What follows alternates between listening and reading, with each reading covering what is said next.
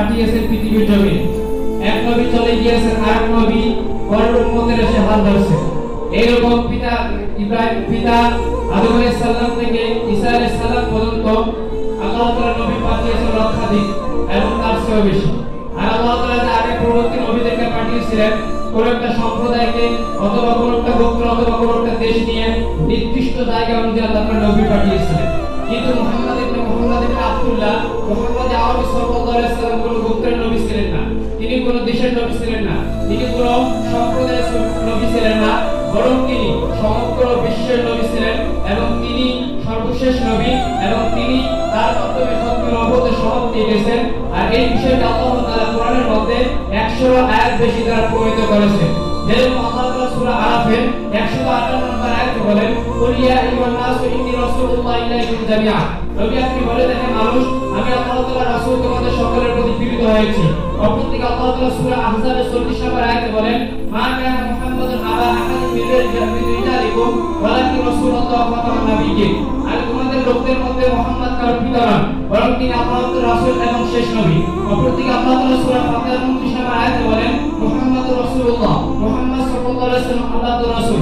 শুধু তাই নয়, এই খতমে নবুয়তের বিষয়টি 200 হাদিস দ্বারা প্রমাণিত এবং খতমে নবুয়ত যে নবুয়তের সমাপ্তি ঘটেছে 200 হাদিস দ্বারা বেশি প্রমাণিত। তাই তো রাসূল সাল্লাল্লাহু আলাইহি ওয়াসাল্লাম সূরা ইবনে মাজাহ 486 নম্বর হাদিসে বলেন, আনা খাতামুন নাবিয়্যিন লা নাবিয়্যা বাদি, আমি শেষ নবী, আমার পরে আর কোনো নবী আসবে না। অন্যদিকে জামি তিরমিজি শরীফে 572 নম্বর হাদিসে রাসূল সাল্লাল্লাহু আলাইহি ওয়াসাল্লাম বলেন, ইন্না রিসালাত ওয়া নুবুওয়াত ওয়া দিন কথা আলা রাসূল বাকি ওয়া নাবিয়্যা, নবুয়ত এবং সমাপ্তি গেছে, আমার পরে কোনো নবী নাই এবং রাসূল নাই। অপরদিকে একই কিতাবের 519 নম্বর হাদিসে রাসূল সাল্লাল্লাহু আলাইহি ওয়াসাল্লাম বলেন, ইন্নাহু সায়াকুনু ফি উম্মতি সালাতুনা কাযাবুনা কুল্লুহুম ইয়াসুমু আন্নাহু নাবিয়্যুন ওয়া আনা খাতামুন নাবিয়্যিন লা নাবিয়্যা বাদি। নিশ্চয় আমার পরে 30 জন মিথ্যা নবীর আবির্ভাব ঘটবে, তারা প্রত্যেকে নিজেকে নবী দাবি করবে, অথচ আমি শেষ নবী, আমার পরে আর কোনো নবী আসবে না। প্রিয় উপস্থিতি, ইনি এমন এক মহাকালের মহাযুগের মহাশ্রেষ্ঠ নবী ছিলেন, এমন এক সত্যবাদী ছিলেন, তার তো জীবন মিথ্যা কথা নাই, বরং তার জীবনে মিথ্যা দেশ পরিমাণ ছিল না। বলেন ঠিক না বেঠিক? কাজে আমরা এই কথা বিশ্বাস করি, আসমান জমিন মিথ্যা হতে পারে, পাহাড় পর্বত মানুষ যদি মিথ্যা হতে পারে, আমার রাসূলের দুই ঠোঁটের মাঝখান দিয়ে এই শব্দ বের হয়েছে, ওই শব্দ কুচ্ছিত কালে মিথ্যা হতে পারে না, কুচ্ছিত কালে মিথ্যা বলে না। ঠিক না বেঠিক? মনে রাখবেন, আমাদের মধ্যে বিধাগতভাবে দ্বন্দ্ব থাকতে পারে, মাযহাবে দ্বন্দ্ব থাকতে পারে, হাত বাঁধিয়ে দ্বন্দ্ব থাকতে পারে, কিন্তু মুহাম্মদ সাল্লাল্লাহু আলাইহি ওয়াসাল্লাম শেষ নবী, এই বিষয়ে দ্বন্দ্ব থাকতে পারে না, দ্বন্দ্ব থাকতে দেওয়া হবে না। প্রিয় উপস্থিতি, এরকম শব্দ কাটিয়ে আত্মপ্রকাশ কিভাবে ঘটলো?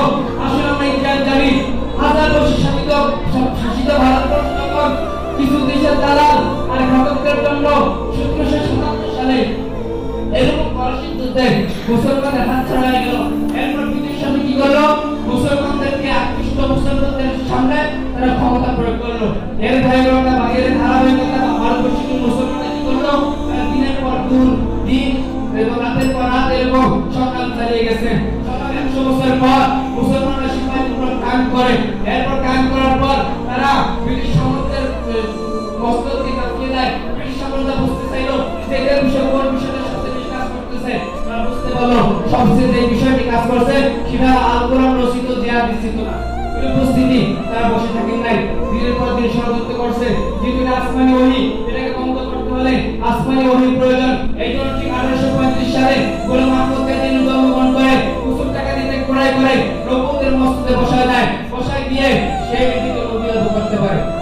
এই উপস্থিতি, বড় অফসোস দুঃখের বিষয় হলো ব্রিটিশরা তো চলে গিয়েছে, কিন্তু তাদের চালানো লাগানো গাছ এখনো নিঃশ্বাস হয় নাই। পরিষ্কার ভাষা, সোনালী যুগের খোলাপে আসলে সোনালী যুগ চলে গিয়েছে, খতমের উপরে কোনো মতভেদ হয়নি, মাযহাবের তালিম চলে গিয়েছে, খতমের উপরে কোনো মতভেদ হয়নি, যুগের পর যুগ আলেম সমাজ গিয়েছে, এর কোনো মতভেদ হয়নি। পরিষ্কার ভাষা জানাতে চাই, আগামী যুগ কাজ রবির বস্ত্র দিয়ে খারাপ বিধান করো, খোদার কসম তোমার কল্যাণ উড়ে দিতে আমরা দ্বিধা করব না। আখিরি পয়গাম হলো, আখিরি পয়গাম, আগামী যদি খতমের নবুয়তের মধ্যে পরিচিত হুসাইন আকাদ্দাবকে কামের ঘোষণা করতে সরকার ব্যর্থ হয়, যদি জীবন